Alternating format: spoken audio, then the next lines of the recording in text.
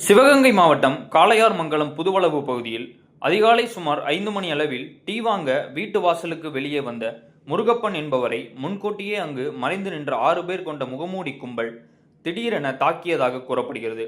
அவர்கள் முருகப்பனை தூக்கி சென்று அவரது கை கால்களை கட்டி போட்டு வாயில் துணியை வைத்து அடைத்து அவரிடம் இருந்து 2 சவரன் தங்கச் செயினையும் பீரோவில் இருந்த 3 சவரன் தங்க நகைகளையும் எடுத்துள்ளனர். மேலும் வீட்டில் இருந்து சில பொருட்களையும் அபகரித்துள்ளனர்.